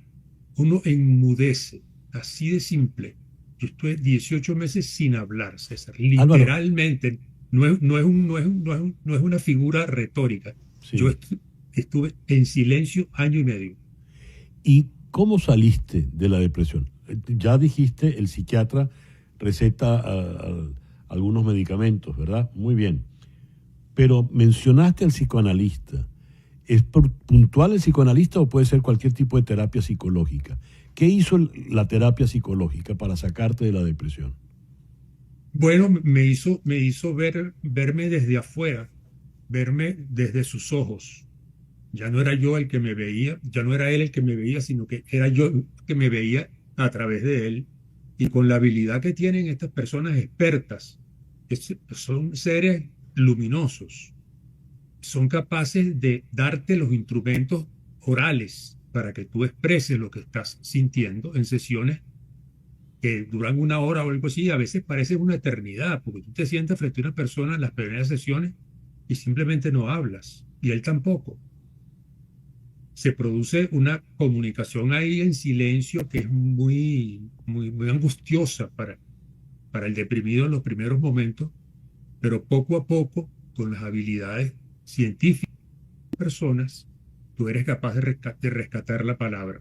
Si no rescatamos la palabra, César, no somos capaces de salir de eso. Y entonces por eso te digo que no podía salir porque yo estuve mudo año y medio. Y entonces sabes que te curaste cuando empezaste a hablar, otra vez. Pregunto. Cuando empecé a hablar, claro, sí, cuando empecé a hablar, caramba, mi mujer tiró cohetes. Empezaste a hablar, parece que eres el mismo otra vez. Y de un día para otro, sin que hubiese mediado nada más allá de mis consultas psiquiátricas y con el psicoanalista, comencé a hablar y ya 1 semana más tarde comencé a tener relaciones sociales, porque la sociabilidad es parte fundamental del ser humano. Los seres humanos somos seres sociales. Cuando te aíslas, tú estás en cierta forma muriendo porque no existes para nadie. Entonces, cuando yo me di cuenta de que yo estaba vivo y que podía hablar, eso fue un gran aliciente para mí. Insistí en hablar con este señor, insistí en seguir al pie de la letra las recomendaciones del psiquiatra, en materia de medicamentos. Y bueno, yo te digo que hace un mes para acá, esto ha sido un renacer. Para mí ha sido un renacimiento. Me alegro muchísimo por ese renacimiento y de verdad te mando un muy fuerte abrazo desde aquí, Álvaro, y muchas gracias por haber compartido esta difícil y dura experiencia con todos nuestros amigos de la audiencia. Muchísimas gracias, Álvaro. Fuerte abrazo. Muchísimas gracias, César. Un abrazo. Álvaro Benavides, La Greca, desde Caracas. Una pausa y ya regresamos en Conexión. No vamos a la pausa. No vamos a la pausa. Estamos ahora, a ver, bien, mientras me preparan la próxima entrevista, ya está con nosotros Mariaca. ¡Ah, qué maravilla! Vamos, esto es todo lo contrario del espíritu donde estábamos en la conversación anterior, porque esta es la felicidad plena. Regresa el maravilloso homenaje de Mariaca Semprún a Rocío Dúrcal. Mariaca, muy buenos días. Buenos días, César, ¿cómo estás? Muy bien, feliz de conversar contigo. ¿Cuándo vamos a ver de nuevo a Rocío Dúrcal? Este 20 de junio, ya es dentro de menos de un mes, en el Miramar Cultural Center, nos mudamos de teatro. Muy bien. Cuéntale a quienes no han visto el espectáculo, el homenaje a Rocío Dúrcal, ¿por qué Rocío Dúrcal? ¿Qué es lo que tú haces con Rocío Dúrcal?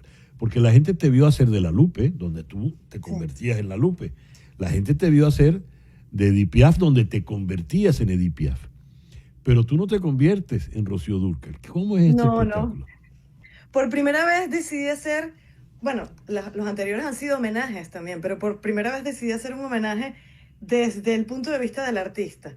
Un artista homenajeando a otra artista.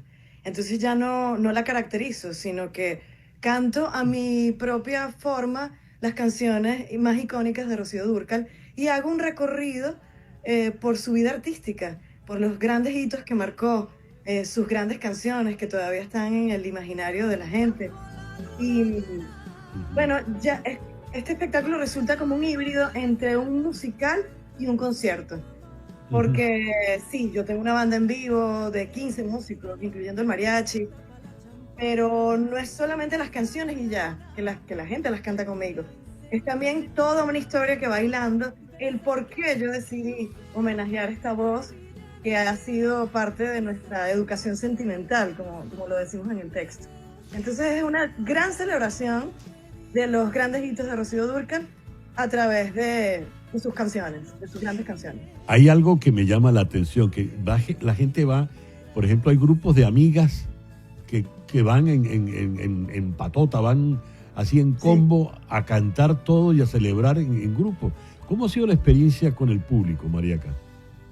Bueno, increíble, muy emocionante, porque justamente como tú dices, la gente se junta a cantar las canciones a viva voz. Yo no sé si tú sabes, pero están muy de moda en este momento las salas de despecho. Estos son lugares donde la gente... Sí, estos son lugares que aquí en Miami ya hay varios, en México hay muchos, en Colombia también.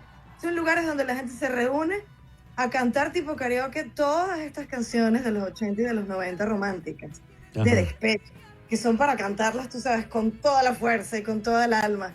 Entonces la gente va, se toma unos tragos y agarra unos micrófonos de mentira y canta estas canciones. Entonces, este mismo espíritu se repite un poco en el show.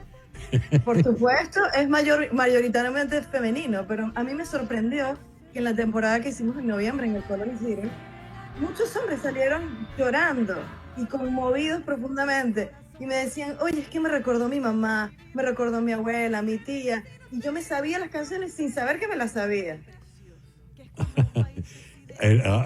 Yo cuando lo fui a ver, alguien, no recuerdo quién fue, creo que fue Eli Bravo el que me dijo, yo pensé que yo no conocía ninguna canción de Rocío Dúrcal, que yo nunca había oído a Rocío Dúrcal, y me sabía todas las canciones que cantó Mariaca, porque de verdad lo que tú dices...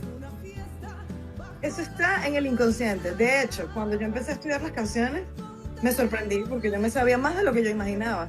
O sea, tuve que estudiar menos de lo que yo pensé. Por ejemplo, la canción Costumbres, que es un clásico, y que además la nombraron Patrimonio Nacional Musical de México. Cuando yo les digo, que empieza la introducción, les digo, cántenla conmigo, porque ustedes se la saben, aunque no sepan que se la saben. Cuando la gente empieza a cantar y se da cuenta de que se la sabe sin saber, es como les entra una emoción profunda por dentro, ¿no? Ya. Y de todo el repertorio, me entero que vas a sacar un disco mañana. Sí, esa es la otra nueva noticia, buenísima noticia, porque para la gente que no ha podido ver el show en vivo o que no hemos podido visitar, porque bueno, el show es muy ambicioso girarlo y se prepara con mucho tiempo, pues bueno, aquí está el disco en vivo, no es el show completo, son las canciones únicamente, son 21 temas y eso sale mañana en todas las plataformas digitales, incluyendo el tema Ya te olvidé, que sería el primer promocional que sale con video en YouTube. Ah, qué bien. Y cuéntame algo, y sale también mañana el video. Sí, el video y el álbum en vivo, sí. Muy bien. Y eso te iba a decir, ¿es grabado del espectáculo entonces? Sí, grabado de una de las funciones del Colony Theater. Y bueno, nos sorprendimos cuando escuchamos esa data directo de consola, dijimos, esto suena buenísimo, hay que hacer algo con esto. Entonces lo que hicimos fue editar ciertas cosas, cortar los textos, por supuesto, para que la gente tenga chance de disfrutar las canciones. Y bueno, eso es lo que hay. Se siente la energía en vivo, se siente la gente cantando, se sienten los aplausos, es una maravilla. Maravilloso. A partir de mañana en todas las plataformas. Invita, por favor, Mariaca, a nuestro público. Bueno, que no se lo pierdan porque volvemos a Miami. Esto es el 20 de junio en el Miramar Cultural Center, cambiamos de ciudad. Y el 28 de junio estamos en la ciudad de Orlando. Y con eso sale el disco también mañana. O sea que tienen mucho chance de disfrutar lo que está pasando musicalmente acá. La taquilla del 20 de junio se está moviendo muy bien, o sea que yo diría que se pongan las pilas porque creo que eso pinta sold out. Igual en Orlando, si quieren esta oportunidad. Y si quieren ver qué es lo que viene próximamente, en @homenaje Rocío Dúrcal en Instagram. Ya. Vamos a ir anunciando las nuevas fechas. Las entradas www.miramarculturalcenter.org. Exactamente. Sí. Muy bien. Bueno, Mariaca, allí estaremos de nuevo contigo. Es un espectáculo que uno lo puede ver varias veces porque es realmente maravilloso, muy, muy divertido.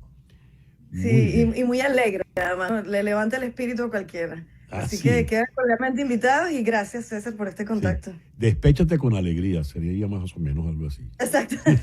Así como los latinos, pues, despechamos con sal. Así es. El homenaje a Rocío Dúrcal con la gran Mariaca Semprún. Gracias, Mariaca. Gracias, César. Un abrazo. Y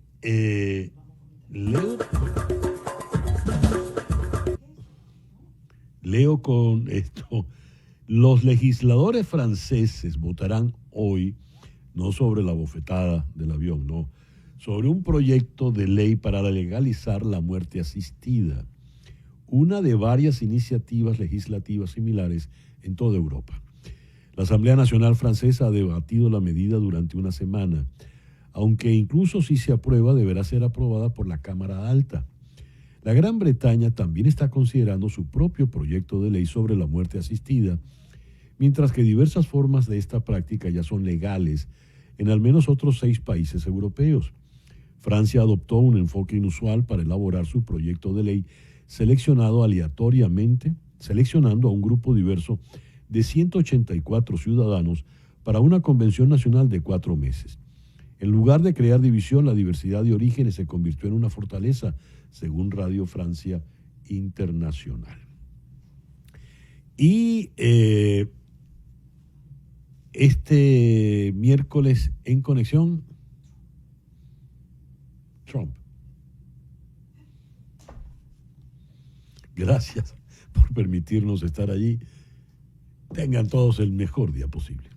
En Conexión fue una producción de Floralicia Anzola desde 360 Content para TVV Network en los estudios de éxitos Miami 107.1 HD2, con Laura Rodríguez en la producción general, Mariel Sofía Rodríguez en la producción informativa, Carlos Prato en los controles y ante el micrófono, quien tuvo el gusto de hablarles, César Miguel Rondón.